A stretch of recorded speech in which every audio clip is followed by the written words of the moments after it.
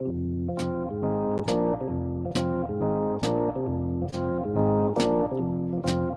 to the WTIM Morning Show. I'm Avery Cooper. Your stream brought to you by People's Bank and Trust, where they put people first, and Landmark of Taylorville, where you always do better with Landmark. I'm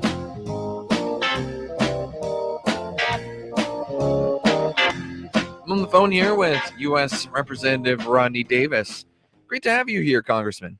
Hey, great to be on again, Avery. How's everything back in my hometown? Oh, everything's going great. The sun is shining, the birds are chirping, and it is not too hot out there. Well, that's something I was really suffering from last week. It was way too warm. But oh, quit whining. It was cold the week before. I got home on Friday and realized that my grass had grown to a semi-jungle. And I actually was home Saturday, Sunday, and I ended up mowing Friday night, Saturday, and Sunday in anticipation of rain this week. Yeah, well, it'll be there. And my thing is, I like the gradual kind of warm up, you know what I mean, rather than okay, it's 90 degrees. That's where I could have seen some better Mother Nature, but that's all right with me. Anyway, let's talk a little bit about what's been going on in the Capitol, where you are right now in Washington, D.C. I understand Congress and the legislature in general have been looking at some funds for Ukraine to help in their battle against Russia. So tell me a little bit more about that. Yeah, this was a bill that was put together that passed in a very overwhelming bipartisan fashion. That's going to do what I've talked about doing for the Ukrainians for the last few months, and that is provide them the weaponry they need to defend themselves. We have a choice as Americans right now. We can figure out how to get the weaponry that is produced by American manufacturers out into the battlefields of Ukraine so that the brave Ukrainians can protect themselves, or we can have a nut job who is just downright evil as a dictator, totalitarian president like Vladimir Putin. We can have him continue to threaten our allies like Poland, like Finland and Sweden, who are going to join NATO. Poland's already a NATO member. And if NATO is attacked by if a NATO country is attacked by the Russians, America has to respond with American soldiers. So let's do what we can to get the weapons to the Ukrainians because they are winning. They are doing a great job of pushing back the Russian incursion. Now, we are talking about House Resolution 6395, if I'm correct. Yes. Right. Which you were part of 140 Republicans to vote yes on that. That's an 81% yes rate across everything. 37 Democrats voted no, and 40 Republicans also voted no on the bill. So what can you say about that bipartisanship?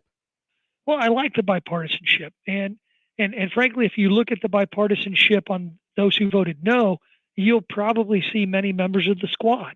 And I've always said I am not going to vote with the squad to defund our military. And frankly, I don't want American soldiers going to fight battles in Europe because we didn't do enough to provide weapons, American-made, manufactured weapons to the Ukrainians. And that's exactly what this package is going to do partly. And it's also going to backfill some of the equipment that we've already given to the Russian or to the Ukrainians to fight Russia. And so in a way, this feels like obviously there's a lot of reasons for why Ukraine and Russia are at war right now, but in a way our support feels like let's take care of this now so that it doesn't harm us, not necessarily harm, but come to impact us later down the road. And that's a lot about what the support for Ukraine is about. It is. It really is. And Ukraine is a democratically elected government. Right. Russia is not. And we always in America should stand for democracy. We should stand for those who choose their own leaders.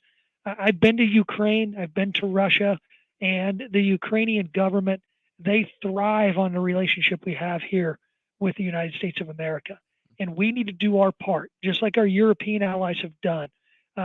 And we need to do a better job of getting weaponry to the Ukrainians. This is another step because the cost for providing weapons is a lot less than the cost it's going to be to to actually go to war with Russia and send American soldiers over if Russia invades a country like Poland, who is a NATO ally. Is there concern at this moment that Russia will invade a NATO ally, not necessarily just Poland? I'm very concerned. Russia has begun sending missile batteries up to the border along Finland because Finland has applied for NATO membership, and I think that will be fast tracked and expedited, and it should be. Uh, they are the problem right now. We don't know how unstable Vladimir Putin, and we don't know how unstable he is as a person, which then makes his country unstable. So I'm very concerned that he would launch an attack into a NATO country or launch missiles into a NATO country. I understand the Prime Minister of Greece is about to give a speech, and you're going to listen in on that. So tell me what he is going to be talking about today. Well, I hope he talks about the great relationship that Greece has with the United States and how we can make it even better. It's always neat to see another prime minister come in and or a president of another country come in and give an address. It's the first time I got a chance to meet President Poroshenko, who was Vladimir Zelensky's predecessor.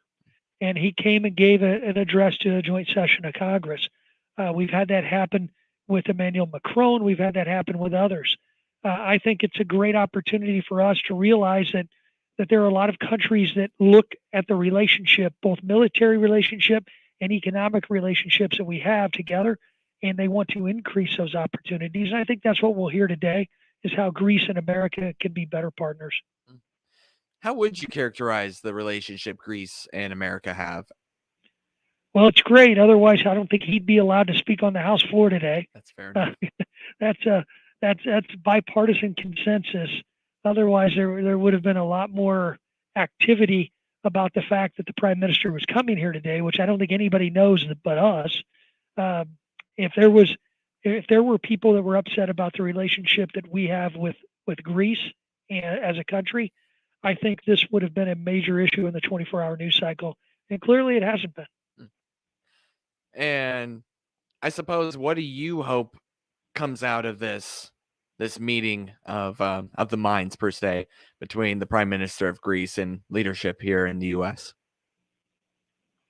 Well, again, how do we establish better trading relationships? How do we establish better military relationships? And how do we establish what we as civilized countries will do in the case of an advancement by a country like Russia or China or others? We need allies on the globe right now to be able to beat back the aggressiveness of Russia and China. And having Greece as a major ally, I think, is one more step in the right direction. Briefly here, and a little bit off topic of the major issues of the day, but on your website, rodneydavis.house.gov, you announced the 2022 Congressional Art Competition winner from Aurora Forsyth. Tell me a little bit about this competition and tell me a little bit about the submission and winner. Well, the young lady who submitted that picture, I mean, it is phenomenal. And there's one thing I've learned about me is I have zero artistic abilities at all, Avery, none. Me too. So when I was told that there's a congressional art competition that I would then run and send out to the high schools and the colleges in my district, I wanted to make sure that those judging the art actually were artists, were people who were in charge of art galleries, in charge of art classes at our colleges or our high schools, and they're the ones who pick the winners, and they pick some great winners. I've been proud to be able to display the winners' artwork on the tunnel that goes from the House office buildings to the Capitol every single year except 2020. And these art winners are ones that sometimes they never wanted to submit art to be judged, but then they realize they're pretty good after they won a competition like this. And I've had some students decide to go in and major in art in college and really capitalize on those artistic abilities that clearly you and I don't have. Yes. First place winner is a colored pencil drawing that is called Corrupted by Madison Wang, who is from Maroa Forsyth High School. Yep. It's she says the description is a self-portrait consisting of 3 versions of myself. And well, let's just say I feel like it's an actual selfie. It's pretty darn good. It is. Yeah. That's a colored pencil drawing. Right. And you look at Incredible. that and you're like, wow, Yeah. how can I can't draw a stick person that nice. Me either. You can find that art at rodneydavis.house.gov under Davis announces 2022 Congressional Art Competition winners. Go take a look. It's pretty interesting.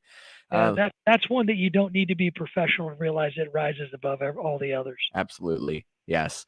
Let me reintroduce you here, and then we'll continue our conversation after a short break. That is Congressman Rodney Davis here on the WTIM Morning Show. I'm Avery Cooper. Your stream brought to you by People's Bank and Trust, where they put people first, and Landmark of Taylorville, where you always do better with Landmark.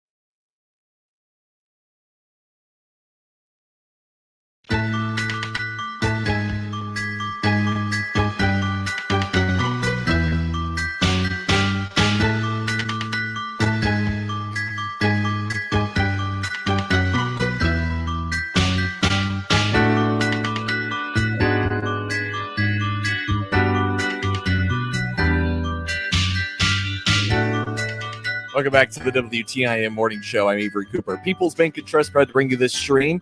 They put people first, along with Landmark of Taylorville. You always do better with Landmark.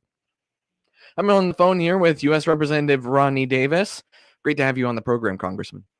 Always great to be on, my man. It was great talking to you about baseball on the break. Yeah, we'll have to do a baseball segment one of these days. But right now, something a little bit more important. There are a lot of farmers out in the field. It's been very nice the last week or so. A little bit of rain sprinkled in, but they can handle that. And you spent a lot of time while you were here the last couple of weeks talking to a lot of those farmers across the state. What is it that you've been hearing? Well, number one, that's something I do on a regular basis to try and get with my producers or farmers, and I'm hearing from them that, of course, they're concerned about the weather. They're getting into the field for planting a lot later than what they would have liked, but it looks like the weather has been cooperative over the last week and a half. And I think that's going to help them get back on track.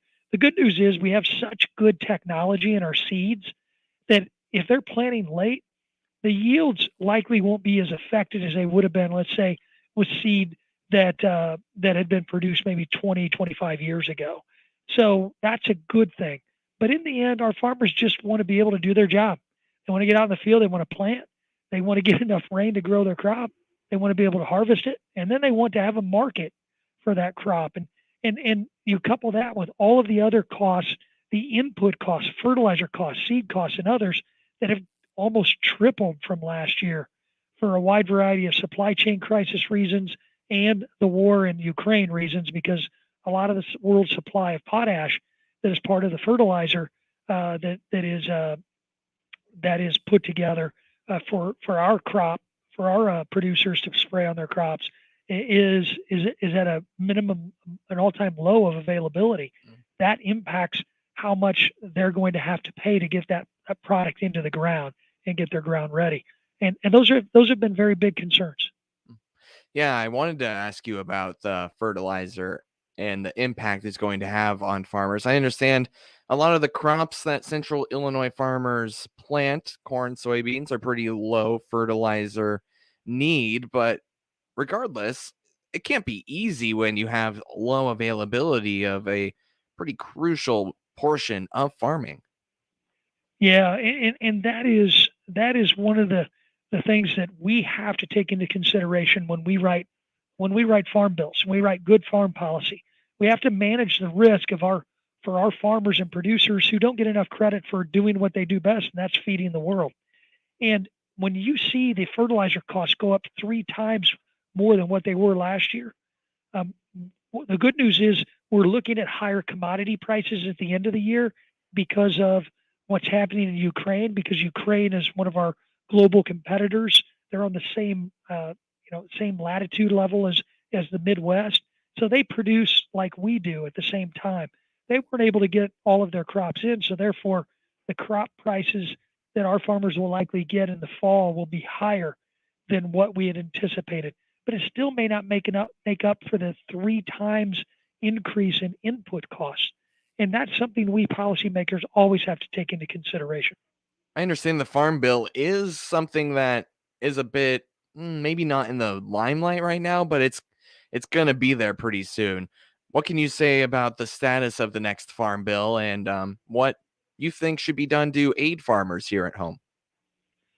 Well, we're going to have the farm bill debate in 2023, and I am Okay. so looking forward to having my third crack at a farm bill, being a more senior member of the Ag Committee, so we can really delve into the policy changes that we need.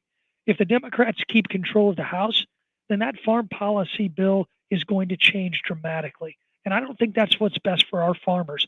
That's why I'm proud to be endorsed by the Illinois Farm Bureau's activator side, their political arm, because they know that if we win the majority in Congress, having somebody who's a senior member of the committee helping to write good policy and helping to make sure that the good policies we put in place over the last 2 farm bills remain, I think that's our farmers' top priority.